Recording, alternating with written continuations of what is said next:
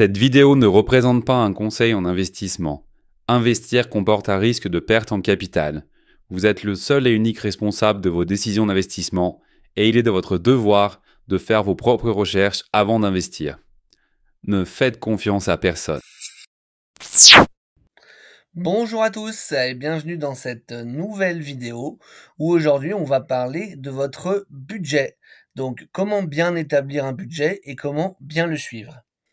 Donc comme je vous ai déjà dit sur d'autres vidéos, l'objectif de cette chaîne il est vraiment qu'on parte de la base et on va voir aujourd'hui ensemble dans cette vidéo que la base de la base pour pouvoir se constituer un patrimoine, pouvoir épargner et a fortiori pouvoir investir, c'est déjà de maîtriser son budget et donc en fait tout simplement de dépenser moins que ce que l'on gagne. La réalité, c'est que vous pouvez bien doubler, tripler, quadrupler votre salaire. Si vous continuez à toujours dépenser plus que ce que vous gagnez, ça n'ira jamais mieux, vous ne pourrez jamais épargner et vous ne pourrez jamais commencer à investir. Aujourd'hui, il y a des gens qui gagnent des sommes astronomiques, des plus de 10 000 € par mois, et qui pourtant en dépensent 15, et donc sont à découvert à la fin du mois, ont des frais bancaires, des agios, des choses comme ça, et n'ont donc pas un seul centime de côté, et pas un seul centime qui est investi non plus. Donc on va voir vraiment aujourd'hui comment faire son budget, comment comptabiliser ses dépenses annuelles, mensuelles, etc. Et comment commencer du coup à pouvoir créer son épargne. Donc on va tout de suite passer à l'écran suivant qui va nous montrer un petit peu donc les étapes qu'on va voir ensemble dans cette vidéo. Donc l'étape numéro 1, ça va être de faire son budget, histoire de savoir où vous en êtes à l'instant T pour voir ce que vous pourriez optimiser. Ça va être important à faire puisque aujourd'hui, pour beaucoup de gens, je suis sûr que si je vous demande combien vous gagnez tous les mois, bah, vous allez savoir me dire à peu près, généralement on connaît quand même à peu près le montant de son salaire. Par contre, si je vous demande combien vous dépensez tous les mois, là je suis pas sûr qu'il y en ait beaucoup qui sachent me répondre. Donc l'objectif, c'est qu'une fois que votre budget soit fait, vous soyez capable de répondre à cette question. Ensuite, le point numéro 2, ce sera de classer les dépenses et de voir s'il y a certaines qu'on peut supprimer ou diminuer. Parce qu'encore une fois, si vous dépensez plus que ce que vous gagnez, vous n'épargnerez jamais. Le point numéro 3, ce sera de voir s'il est possible que vous augmentiez vos revenus et comment vous pouvez le faire, en fonction de votre situation actuelle et de vos objectifs.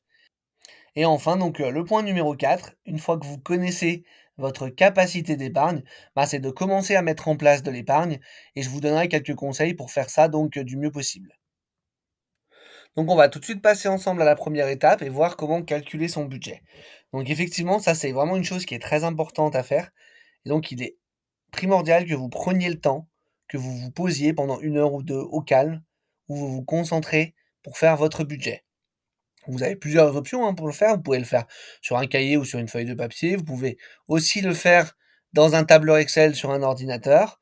Et faites-le vraiment de manière rigoureuse. C'est-à-dire que voilà, vous rentrez ce que vous gagnez déjà, donc vos salaires, éventuellement vos primes, éventuellement si vous avez les primes d'activité, les APL ou des revenus qui sont versés par la CAF ou des choses comme ça. Voilà, vous listez tous les revenus que vous recevez régulièrement tous les mois. Et donc, une fois que vous avez fait la liste des revenus que vous recevez tous les mois, vous allez pouvoir en faire le total. Et ensuite, vous allez pouvoir passer aux dépenses. Donc, les dépenses, généralement, ça va vous prendre un peu plus de temps que les revenus. Il va falloir lister déjà toutes vos dépenses fixes que vous n'avez pas le choix de payer tous les mois. Donc, ça va être les loyers, les crédits si vous en avez, tout ce qui va être facture d'eau, d'électricité, les abonnements Internet, voilà, tout ce genre de choses. Et ensuite, vous aurez vos dépenses variables. Donc les dépenses variables, ça va être les courses, ça va être peut-être l'essence, ça va être les loisirs, les choses comme ça. Donc il faut bien prendre son temps et ne rien oublier, puisque c'est assez facile d'oublier une dépense et donc d'avoir un budget qui peut être complètement faussé. Et une fois que vous avez bien tout listé vos dépenses, vous pouvez également en faire le total. Et là, déjà à cette étape-là, vous aurez peut-être une surprise. C'est-à-dire que vous allez peut-être vous rendre compte qu'en réalité, une fois que vous avez additionné toutes vos charges, vous êtes bien inférieur à vos revenus. Et c'est quelque chose peut-être auquel vous ne vous attendez pas. Donc dans ce cas-là, ce que je vous conseille de faire, c'est de bien revérifier une deuxième fois, voire une troisième fois de vos dépenses, pour être sûr que vous n'avez rien oublié, puisque ça peut être le cas. Et une fois que vous avez fait ces vérifications et que vous avez confirmé que vous n'avez rien oublié, donc cela va tout simplement signifier qu'en fait vous avez déjà une capacité d'épargne et peut-être que vous ne vous en doutiez pas. Et si vous n'avez pas épargné ces derniers mois ou ces dernières années, bah c'est tout simplement parce que cet argent, en fait, vous le dépensiez peut-être dans des achats impulsifs ou des choses comme ça. Personnellement, quand j'étais plus jeune, il y a quelques années, c'était mon cas. Je dépensais, j'étais toujours à découvert. Et puis en fait, le jour où j'ai décidé de me poser et de faire mon budget, bah, une fois que j'avais additionné toutes mes dépenses, je me suis rendu compte qu'au final, elles étaient bien inférieures à mes revenus. Donc j'avais déjà une capacité d'épargne. Et je vous avoue que sur le coup, je me suis vraiment demandé bah, où passait tout cet argent qui était en surplus une fois que j'avais fait tous mes calculs. Donc on va voir ensemble un peu plus loin dans cette vidéo comment vous pouvez traquer un petit peu tout ça pour essayer de voir où partait cet argent et faire en sorte que ça ne soit plus le cas et que vous puissiez maintenant l'épargner au lieu de le dépenser sur des achats impulsifs. Donc le point numéro 2, ça va être de mensualiser vos dépenses annuelles. Alors ça, c'est vraiment un point qui est très important et auquel on ne pense généralement pas quand on fait son budget. Vous allez avoir des dépenses qui ne vont avoir lieu qu'une fois par an et qui ne vont pas avoir lieu tous les mois. Et donc, vous n'allez pas forcément y penser et vous n'allez pas forcément les compter dans votre budget et c'est une erreur. En effet, par exemple, l'entretien de la voiture, généralement, vous n'allez pas le faire tous les mois. Vous allez peut-être le faire une fois ou deux dans l'année. Il faut que vous arriviez à budgétiser combien ça vous coûte à peu près à l'année et que vous divisiez ce montant par 12. Comme ça, vous l'incluez dans vos dépenses comme si vous le payiez tous les mois. Et ce que je vous invite à faire, c'est que ce montant que vous avez déterminé, par exemple, ça fait peut-être 50 euros par mois pour prévoir le budget de la voiture, et bien ces 50 euros par mois, en fait, vous les virez sur un livret d'épargne de côté qui est dédié à ça. Et le jour où vous avez donc l'entretien de la voiture à faire, bah vous payez cet entretien et vous prenez cet argent que vous aviez mis de côté sur votre livret pour le remettre sur votre compte chèque pour honorer cette facture. C'est pareil avec les vacances. Le budget vacances, si vous partez en vacances une fois par an et que vous savez que ça vous coûte, je sais pas moi, entre 2 et 3 000 euros par année, et ben c'est quelque chose que vous devez diviser par 12 et mettre une somme d'argent tous les mois de côté sur un autre livret. Et vous savez que ça, ce sera votre budget vacances. Et quand vous partez en vacances, bah, vous prenez cet argent, vous le mettez sur votre compte, et vous savez que vous avez cette somme-là à dépenser pendant vos vacances, et pas plus. Parce que si vous ne faites pas ça, vous allez juste compter vos dépenses mensuelles, et quand vous allez avoir des dépenses annuelles imprévues comme celles qu'on vient de citer, bah, en fait, tout simplement, vous allez devoir reprendre sur vos livrets de côté pour honorer ces factures. Donc, par exemple, voilà, si l'entretien de la voiture, c'est 500 euros, bah, vous allez récupérer 500 euros que vous aviez mis de côté peut-être le mois précédent pour payer l'entretien de la voiture. Et quand c'est que 500 euros encore, ça va, mais si vous partez en vacances et qu'on est sur des budgets à 2000 ou 3000 euros, bah, en fait, vous allez peut-être reprendre 6 mois d'épargne d'un coup, ou même plus, pour payer vos vacances. Et en fait, bah, vous aurez épargné pendant des mois pour pas grand-chose au final. Donc, je vous invite vraiment à essayer de voir quelles dépenses arrivent une seule fois par an. Pareil, si par exemple vous êtes propriétaire et que vous avez décidé de payer votre taxe foncière une fois par an, ou vos impôts une fois par an, bah ça c'est vraiment des choses que vous devez aussi diviser par 12 pour compter comme des dépenses mensuelles, mettre ces dépenses que vous avez comptabilisées en mensuel de côté sur des livrets, pour que quand vous avez vraiment à payer ces factures-là, bah vous ayez déjà l'argent mis de côté exprès pour ça, et que ça fasse pas en fait un trou dans votre budget en fait, tout simplement. Donc on va maintenant passer au point numéro 3, qui est donc penser à bien tout inclure, et notamment prévoir un budget pour tout ce qui va être les loisirs, les restaurants, etc. En effet, il y a des gens, quand ils font leur budget, ils vont compter en fait toutes leurs dépenses obligatoires, donc comme on a déjà dit avant, hein, le loyer et toutes ces choses-là. Ils vont compter également quand même un budget pour les courses, mais ils vont s'arrêter là. Ils ne vont absolument rien prévoir pour leurs loisirs, pour aller manger au restaurant ou des choses comme ça. Et ça, à moins que vous viviez comme un moine, en fait, on sait très bien que sur le long terme, ça n'est pas tenable. Il faut que votre budget, il reflète le plus possible la réalité de votre quotidien.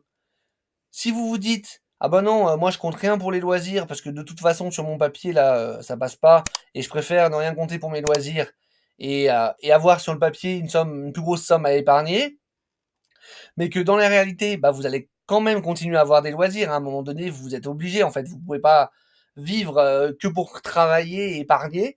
Vous allez forcément avoir des dépenses pour vos loisirs. Et si vous ne les avez pas comptées, bah, en fait, il va y avoir un décalage entre le budget que vous aurez fait sur papier et la réalité. Donc le but, il est voilà de vous créer un budget pour vos loisirs. Alors par contre, vous pouvez vous restreindre, hein. Par exemple, vous pouvez vous dire, bah voilà, j'ai 100 € pour mes loisirs par mois ou 200 € pour mes loisirs par mois. Et quand je les ai dépensés, bah il y a plus de loisirs. Donc c'est à moi de faire en sorte que ce budget-là, il dure tout le mois. Mais prévoyez quand même quelque chose pour vos loisirs. Parce que sinon, vous allez juste en fait déconnecter le budget que vous êtes en train de faire actuellement sur papier de la réalité. Et en fait, ça n'a absolument aucun intérêt à ce moment-là. Et donc, on va passer ensemble maintenant au quatrième et dernier point, où une fois qu'en fait vous avez établi votre budget, il est important que vous reveniez dessus de temps en temps pour vérifier qu'il est à jour.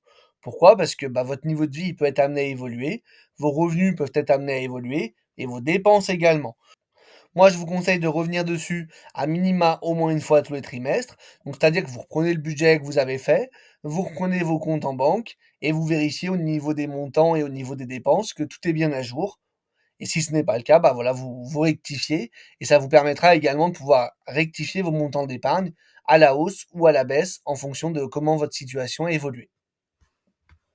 Et donc, une fois qu'on a fait tout ça, on va obtenir ce qu'on appelle notre capacité d'épargne. Et là, donc, il y a plusieurs solutions.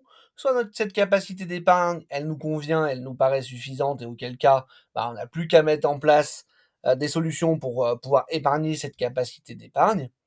Soit, et bien souvent ça sera le cas, surtout si votre objectif c'est d'épargner et d'investir le plus possible et le plus rapidement possible, vous allez avoir envie d'augmenter cette capacité d'épargne. Et donc là, il va y avoir plusieurs solutions et on va passer à la première. Donc la première solution pour augmenter votre capacité d'épargne, ça va être de diminuer vos dépenses.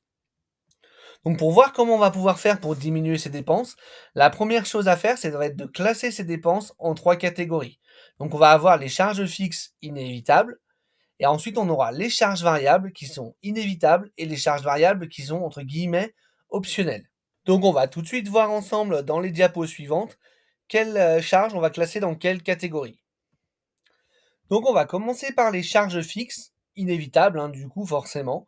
Donc on en a déjà cité quelques-unes plus tôt dans la vidéo, mais ça va être les loyers, les crédits, tout ce qui va être assurance donc de la voiture ou de la maison, tout ce qui va être les factures d'énergie, donc l'eau, l'électricité, également les abonnements internet et téléphoniques, etc. Il peut y avoir plein d'autres choses dans ces charges fixes.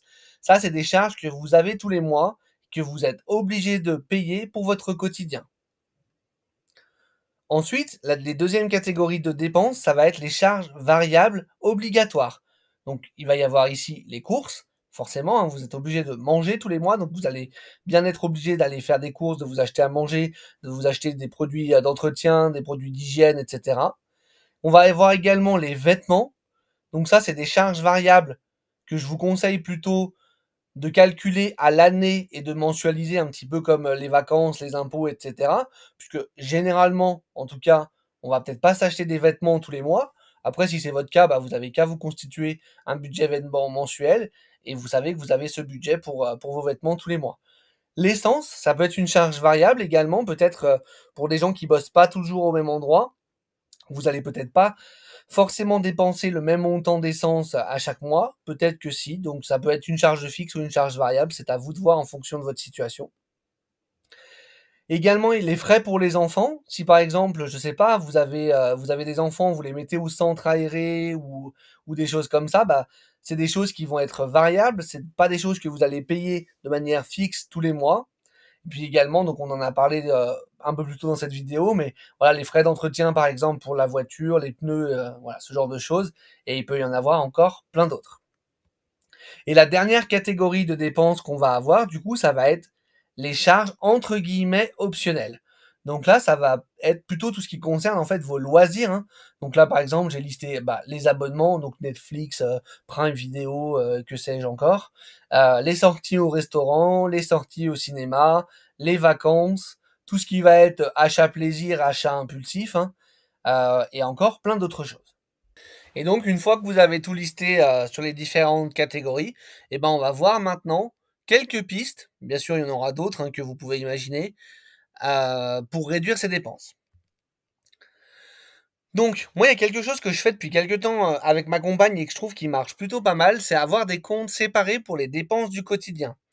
Donc, c'est-à-dire que, en fait, on a un compte en banque joint pour toutes nos dépenses courantes comme le loyer, toutes les assurances, vraiment tout ce qui va être charges fixes qu'on est obligé de payer tous les mois.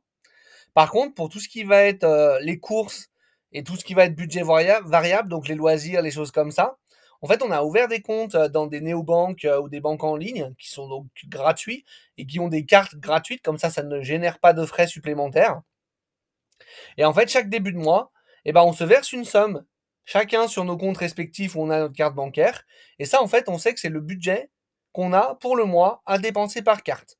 Donc c'est à nous de nous débrouiller pour que ce budget dure jusqu'à la fin du mois. Mais quand il n'y en a plus, il n'y en a plus. Et ça, je trouve que c'est vraiment un très bon moyen pour suivre ses dépenses et ne pas dépenser plus que ce qu'on avait prévu.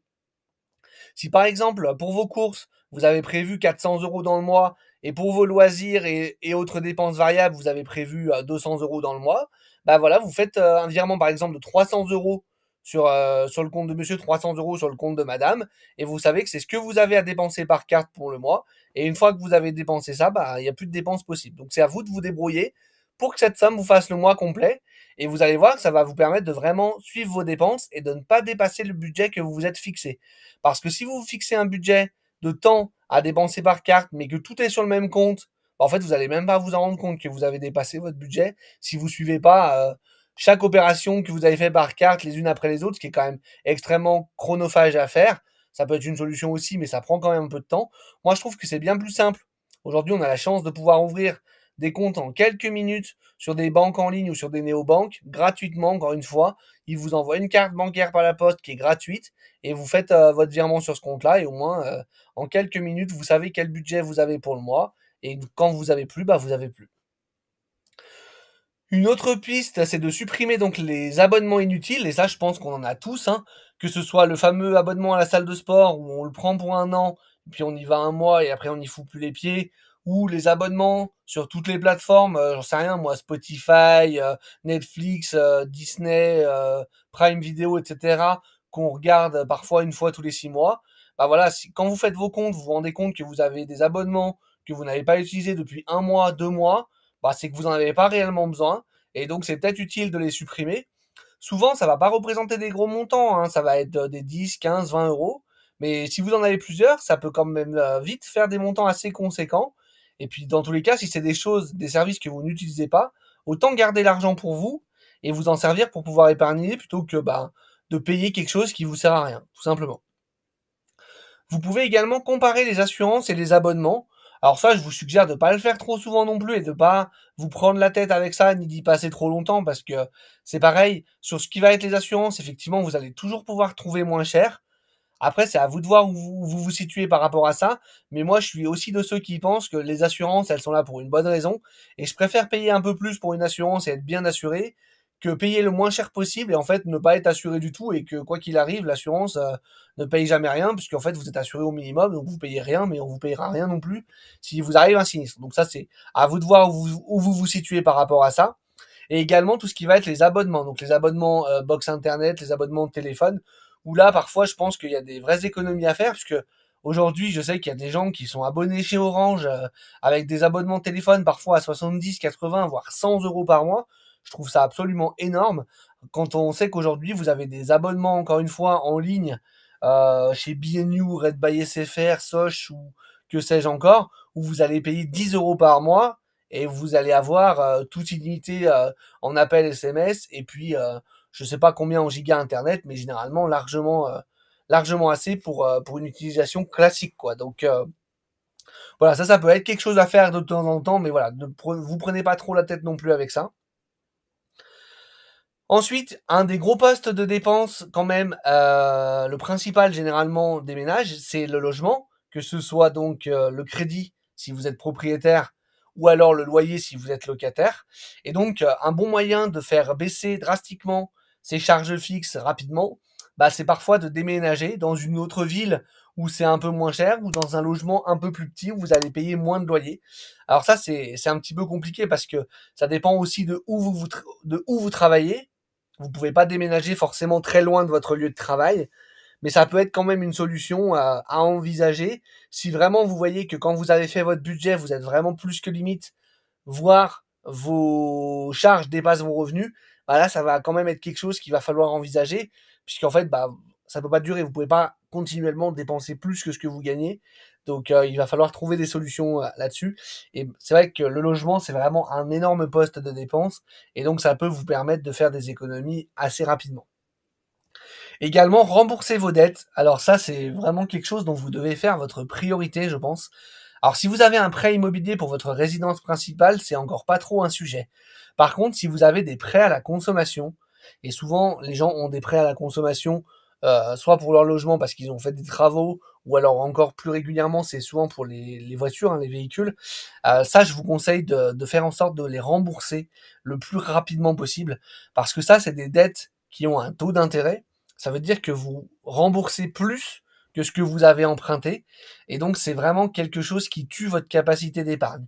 Il y a des gens en plus qui les cumulent, c'est-à-dire qui, des fois, il y a des personnes qui ont 4, 5, 6 prêts à la consommation, et c'est vraiment catastrophique parce que ça vient complètement manger votre capacité d'épargne, puisque vous avez des mensualités à rembourser tous les mois qui sont plus ou moins conséquentes, mais qui du coup se rajoutent à vos charges que vous avez déjà de base. Et en fait, tant que vous avez ce genre de charges-là, forcément votre capacité d'épargne sera énormément grévée. Et donc je vous suggère, en tous les cas, si vous pouvez commencer à épargner malgré le fait que vous avez des prêts à la consommation, faites-le. Et le plus rapidement possible, remboursez ces prêts. Et comme ça, toutes les mensualités que vous mettiez dans ces prêts, c'est un montant que vous allez pouvoir rajouter dans votre capacité d'épargne, et vous allez donc récupérer du pouvoir d'achat. Et en plus de ça, vous allez arrêter de payer des intérêts sur la somme que vous allez emprunter, et vous allez plutôt placer cette somme qui va cette fois vous générer des intérêts pour vous. Donc voilà, ça c'est quelques pistes pour diminuer vos dépenses. Bien évidemment, il y en a plein d'autres. Elles sont à adapter par rapport à votre situation, par rapport aux dépenses que vous avez également. Donc c'est à vous de voir, une fois que vous avez listé l'ensemble de vos dépenses, qu'est-ce que vous pouvez faire d'après vous pour les diminuer et pour augmenter votre capacité d'épargne par rapport à votre situation.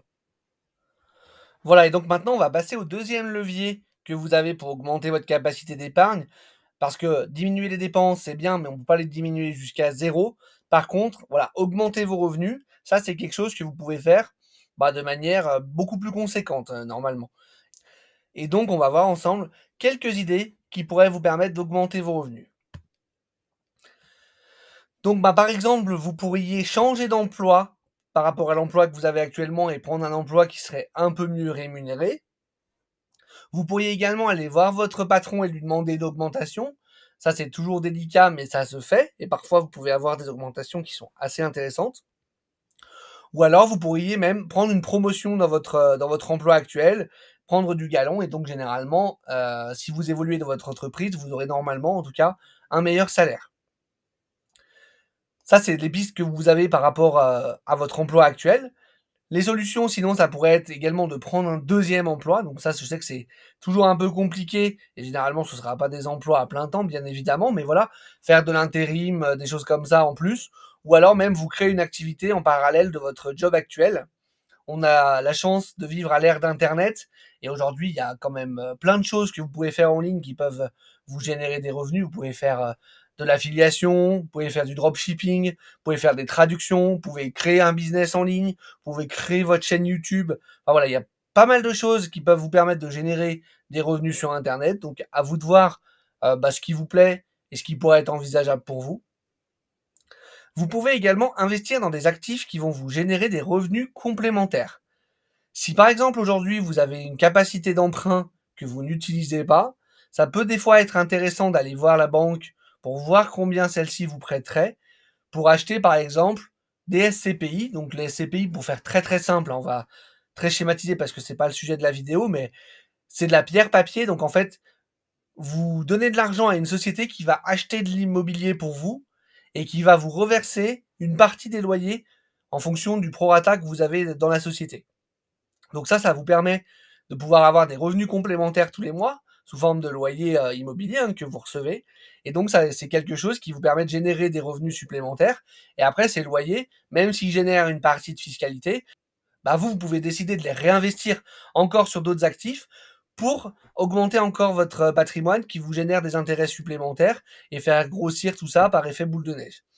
Et bien évidemment, je pense qu'il y a plein d'autres idées que j'ai pas évoquées sur cette diapo, mais encore une fois, c'est à vous de faire le point par rapport à où vous en êtes, par rapport à votre situation actuelle, et de voir qu'est-ce qui pourrait être pertinent pour vous. Et bien évidemment, tout ce qu'on vient d'évoquer là jusqu'à maintenant, donc diminuer vos dépenses ou augmenter votre revenu pour augmenter votre capacité d'épargne, tout ça, ça dépend bien évidemment de vos objectifs. Si vos objectifs, c'est juste de mettre un petit peu de côté tous les mois, d'investir par-ci par-là quand vous pouvez, et qu'aujourd'hui votre capacité d'épargne, elle vous convient très bien, bah c'est pas des choses que vous allez nécessairement devoir mettre en place.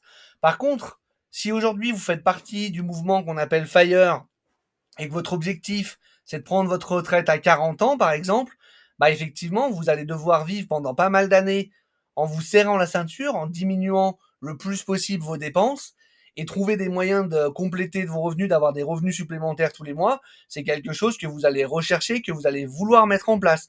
Donc vous comprenez bien que pour deux personnes avec deux objectifs différents, il n'y aura pas du tout les mêmes choses à mettre en place. Mais dans tous les cas, si pour vous, c'est nécessaire d'épargner le plus possible et le plus rapidement possible, ce qui sera le plus puissant, ce sera de combiner les deux, c'est-à-dire d'un côté, de diminuer vos dépenses, entre guillemets, au minimum acceptable pour vous, et en parallèle, de trouver le moyen d'augmenter vos revenus, parce que si vous continuez à vivre avec un niveau qui est assez bas, mais qu'en plus, vous augmentez vos revenus, et qu'à chaque fois que vous augmentez vos revenus, vous n'augmentez pas vos dépenses, et ben mathématiquement, vous allez à chaque fois augmenter votre capacité d'épargne, et votre patrimoine va se construire de plus en plus vite et grossir de manière exponentielle. Voilà, donc on arrive sur la fin de cette vidéo. J'ai juste encore quelques astuces à vous partager sur la diapositive suivante. Donc, le conseil que je vais vous donner là maintenant, ça va être de vous payer en premier, et ce, dès réception de votre salaire. Donc ça, c'est une chose dont je vous avais déjà parlé dans ma vidéo sur l'épargne de sécurité qui s'affiche juste en haut à droite de votre écran si vous voulez la regarder. Et donc, ça signifie que, admettons que vous êtes payé le 2 de chaque mois. Et bien, ce que je vous conseille de faire, si votre capacité d'épargne, par exemple, c'est 500 € par mois, et ben le 3 de chaque mois, vous mettez en place un ordre de virement permanent de 500 € vers le compte où vous voulez épargner ou investir. Comme ça, vous savez que ça se fait automatiquement, vous n'avez pas à y réfléchir et ça se fera tout seul. Ce que je vous conseille également, c'est que quand vous avez terminé de faire votre budget et que vous avez le montant de votre capacité d'épargne, par exemple encore une fois 500 €, et ben vous rajoutez ces 500 € sur vos charges fixes obligatoires. Comme ça, votre épargne compte comme une charge et quand vous allez à chaque fois refaire votre budget, ces 500 € d'épargne, ils sont tout de suite comptés comme une charge. Alors si bien évidemment, quand vous refaites votre budget, vous avez des dépenses qui ont augmenté et du coup votre capacité d'épargne est passée de 500 à 400, il faudra diminuer cette charge d'épargne de 500 €. Il ne faudra pas la laisser à 500 € mais bien la diminuer à 400 €, hein. Le but, c'est pas de creuser votre découvert pour épargner, on est bien d'accord. Mais le fait de compter cette épargne comme une charge, bah en fait, ça vous permet d'arriver du coup à zéro à la fin du mois et vous savez que tout est utilisé et qu'en fait, votre épargne est vraiment comptée comme une dépense. C'est-à-dire, c'est une charge fixe que vous avez, c'est immuable et c'est pas genre, ah ben, non, bah, sur le mois prochain, je peux me permettre de dépenser un peu plus parce que de toute façon, là, les 500 €, bon, normalement, je les mets en épargne, mais je peux faire autre chose avec. Si c'est compté comme une charge, vous savez que c'est en gros déjà dépensé, un peu comme votre loyer, et que vous n'avez pas le choix. L'erreur à ne pas faire, surtout, c'est de vous dire, ah ben, on verra ce qui me reste à la fin du mois. Généralement, quand on se dit ça, à la fin du mois, on y arrive, et il reste pas grand chose pour pas dire rien. Parce que, en fait, quand vous allez vous connecter sur votre compte bancaire, si vous avez envie d'acheter quelque chose, si vous voyez qu'il vous reste de l'argent, vous allez vous dire, ah bah c'est bon, du coup, je peux me l'acheter. Et en fait, vous allez augmenter vos dépenses variables, et vous n'allez pas épargner. Donc payez-vous bien en premier. Dès que vous avez reçu votre salaire, hop, un virement automatique sur le compte épargne et au moins c'est réglé, vous n'avez plus à y penser. Voilà, donc on arrive à la fin de la vidéo, hein. Je vous remercie de l'avoir regardée jusqu'au bout. J'espère qu'elle vous aura plu. N'hésitez pas à me dire en commentaire, vous, à quelle fréquence vous recheckez votre budget, si vous le faites comme moi tous les trimestres ou plus régulièrement ou moins régulièrement. Si le contenu vous a plu, je vous invite à vous abonner à la chaîne. Ça fait toujours plaisir et ça soutient mon travail. Si vous connaissez des gens qui pourraient être intéressés également par le contenu de cette vidéo, n'hésitez pas à la partager. Et puis moi, j'espère vous retrouver sur une prochaine vidéo pour vous aider à devenir vous aussi un investisseur indépendant. Allez, ciao, à la prochaine!